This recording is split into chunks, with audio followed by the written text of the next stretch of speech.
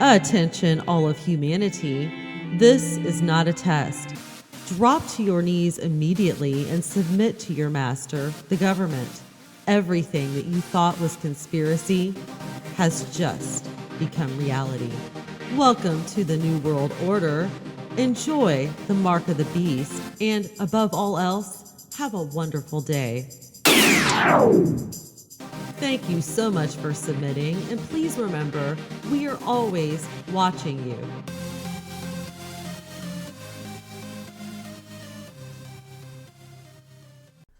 It's Lindley Oz, and we know that a huge part of the end times is going to be a one world government run by a one world leader, and that one world leader, of course, will be the Antichrist, the physical embodiment of Satan. So this article here, and we're going to brush on a few articles that all play into this, including a new one about September. But this one says in September of 2015, Agenda 21 will be transformed into the 2030 agenda. Now, everybody's looking at September. So lo and behold, now we have the September Agenda 21 being transformed into the 2030 agenda. And wait till you hear what Michael Snyder writes. It says, if you don't like Agenda 21, then you're really not going to like the 2030 agenda. Next month, the UN is going to launch the 2030 agenda at a major conference that will be held from September the 25th to September the 27th in New York City. The Pope, go figure, is actually traveling to New York to deliver an address which will kick off this conference. Unlike Agenda 21, which primarily focused on the environment, the 2030 agenda is truly a template for governing the entire planet. In addition to addressing climate change, it also sets ambitious goals for areas such as economics, health, energy, education, agriculture, gender equality, and a whole host of other issues. Now, I'm going to show you the actual document. It's a long document, so we won't be able to read it or anything. I'm going to just scroll down and let you see it. Okay, the actual government document. Education, agriculture, gender equality, and a whole host of other issues. As you will see below, this global initiative is being billed as a new universal agenda for humanity. If you are anything like me, alarm bells are going off in your head right about now. Well, as I mentioned, we know there's going to be a one world government, and that one world government is going to need a one world leader. So that is very important. And there will be a one world universal religion. Everything is coming together. Let's see what else Michael Snyder writes here. This new agenda is solidly rooted in a document known as Agenda 21 that was originally adopted by the UN back in 1992. Now, he has an excerpt from Wikipedia. It says the full text of Agenda 21 was made public at the UN Conference on Environment and Development, the Earth Summit, held in Rio de Janeiro on June 13th of 1992, where 178 governments voted to adopt the program. The final text was the result of drafting, consultation, and negotiation beginning in 1989 and culminating at the 2-week conference. Since that time, Agenda 21 has been modified and amended numerous times. Noteworthy changes occurred in 1997, 2002, and 2012.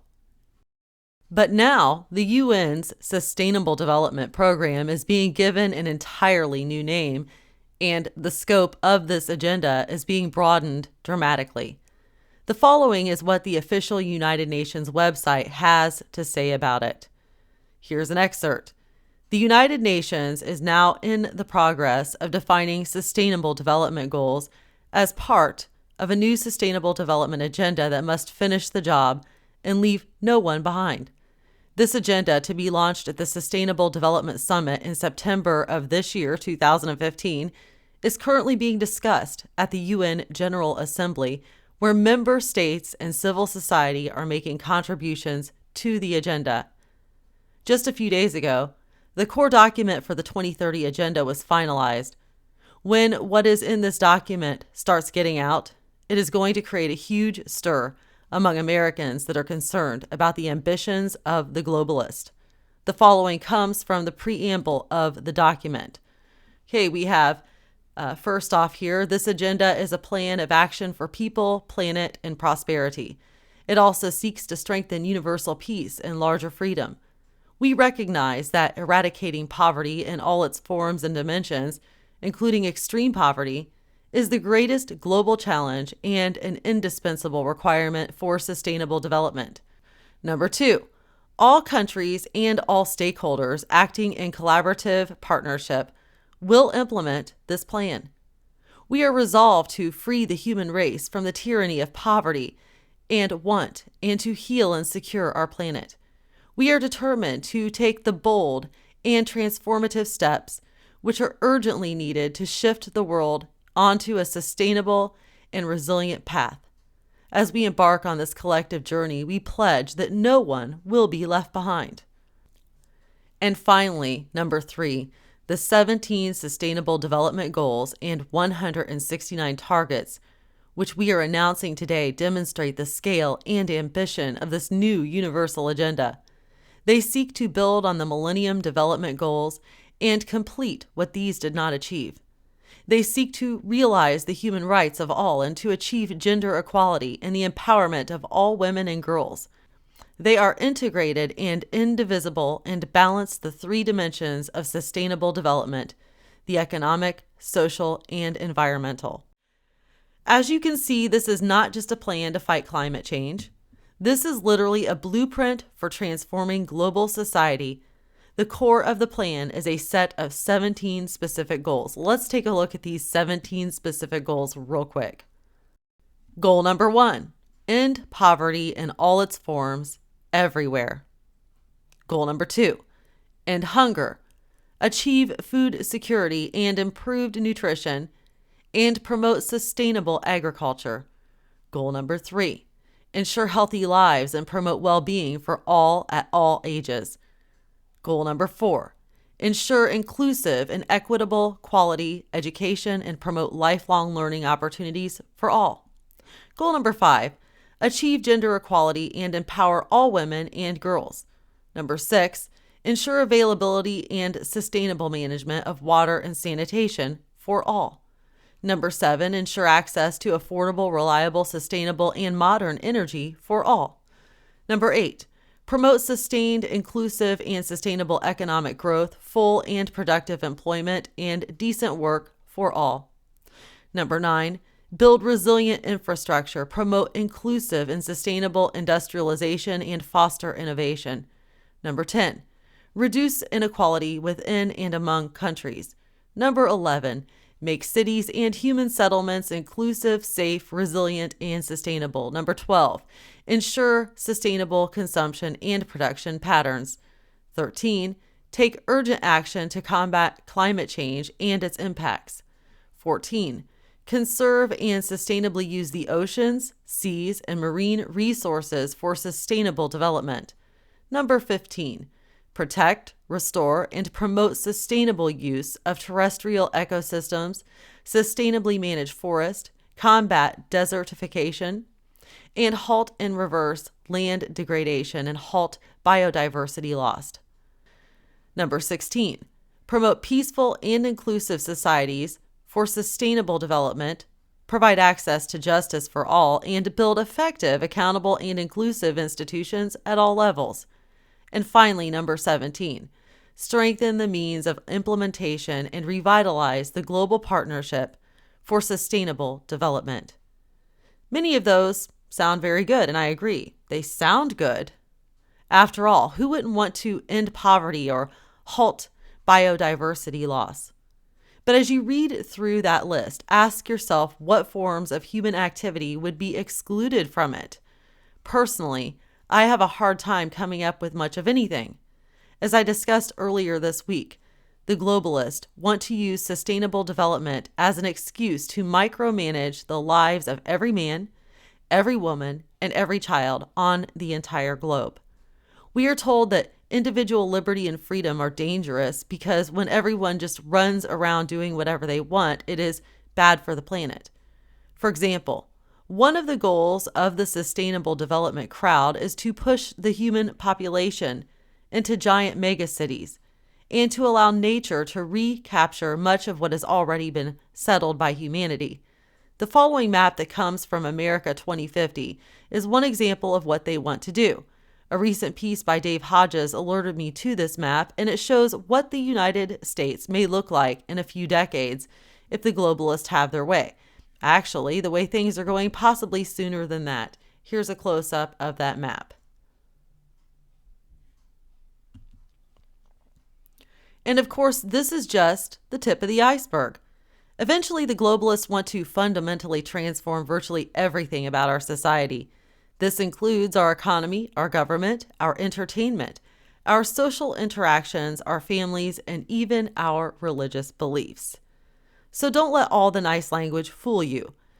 This new universal agenda is far, far more dangerous than Agenda 21 ever was, and it is a giant step forward into a one-world system governed by bureaucratic control freaks. So, all that being said, the New World Order is emerging. They've been around for a while, slowly but surely, reaching toward their goals.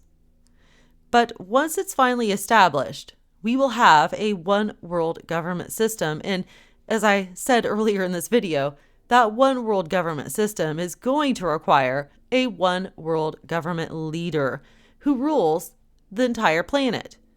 That person will be the physical embodiment of Satan himself, who will sit on the throne in the third temple and announce that he is the Messiah.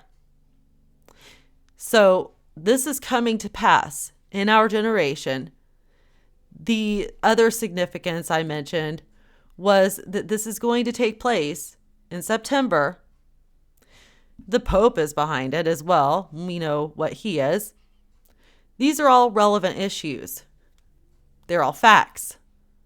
We can also compare it against God's word and see that it fits perfectly with Bible prophecy. Now we're looking at the actual agenda on the government website, sustainabledevelopment.un.org. Transforming Our World, the 2030 Agenda for Sustainable Development. Finalized text for adoption August 1st. It gives the preamble. It says this agenda is a plan of action for people, planet, and prosperity. It also seeks to strengthen universal peace and larger freedom. We recognize that eradicating poverty in all its forms and dimensions, including extreme poverty, is the greatest global challenge and an indispensable requirement for sustainable development. All countries and all stakeholders acting in collaborative partnership will implement this plan.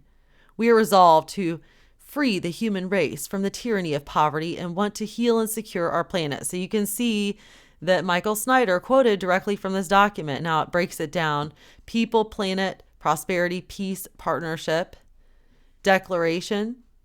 It says, we, the heads of state and government and high representatives, meeting at the United Nations headquarters in New York from 25 through 27 September of 2015, as the organization celebrates its 70th anniversary, have decided today on new global sustainable development goals. Okay, then it goes down into some more details about that, their vision. It says, in these goals and targets, we are setting out a supremely ambitious and transformational vision. We envisage a world free of poverty, hunger, disease, and want, where all life can thrive. We envisage a world free of fear and violence, a world with universal literacy, a world with equitable and universal access to quality education at all levels, to health care and social protection, where physical, mental, and social well-being are assured. A world where we reaffirm our commitments regarding the human right to safe drinking water and sanitation, and where there is improved hygiene, and where food is sufficient, safe, affordable, and nutritious. A world where human habits are safe, a world where human habitats are safe, resilient, and sustainable, and where there is universal access to affordable, reliable, and sustainable energy. Now there's more. Okay, this is a long document. You can see I'm scrolling down it. I will leave the link below the video, but here's the thing. It all sounds good, just as Michael Snyder wrote. But How are they going to reach these goals? What does that mean for us? What does it mean for our freedoms?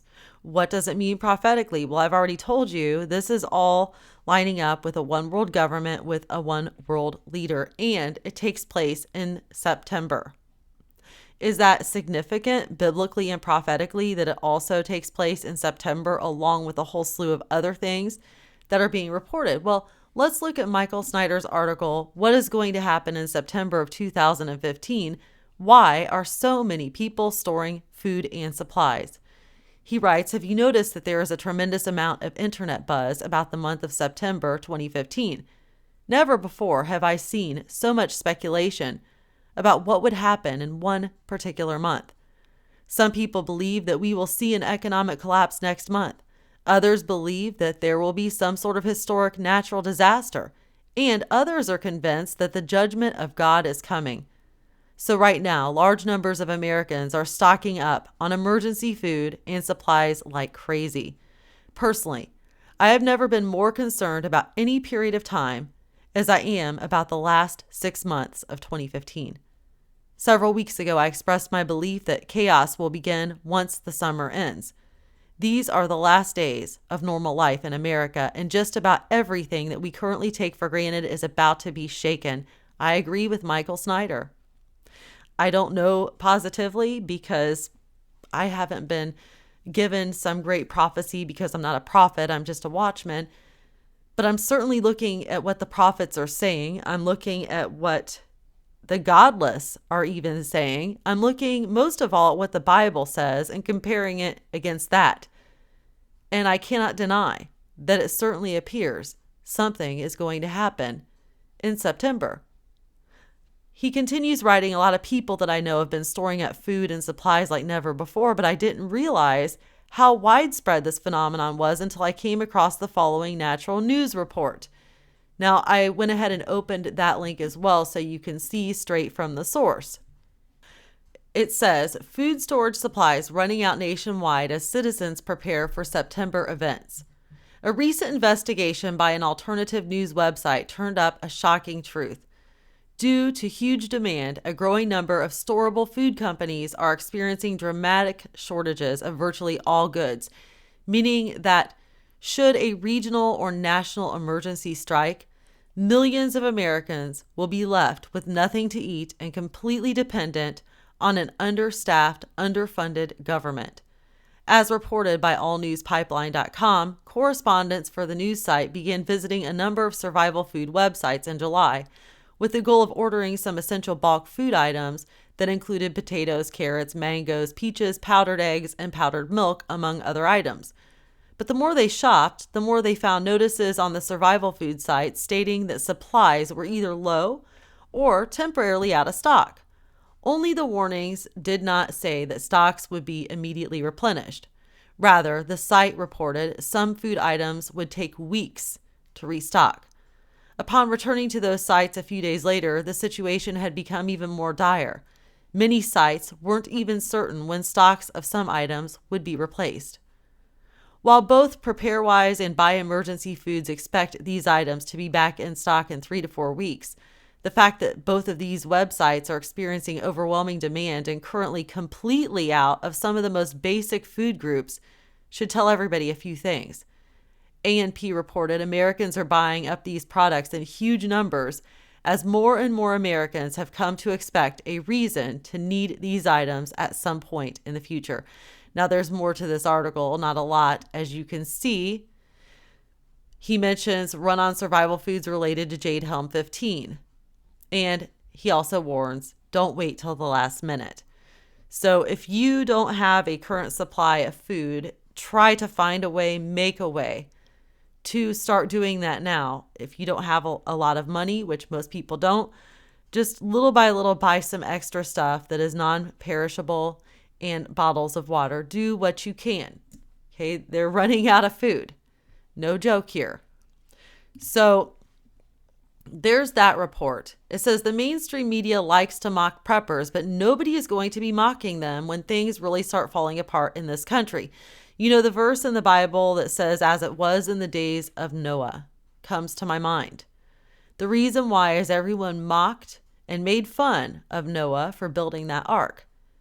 But when everything started flooding, those same people got scared and they beat on the doors of the ark, begging to be let in. But God had shut that door and it wasn't going to be reopened. That is the same situation right now. Everyone's making fun of these people who are out there warning, putting them down, mocking them, laughing at them, calling them liars, whatever the case may be.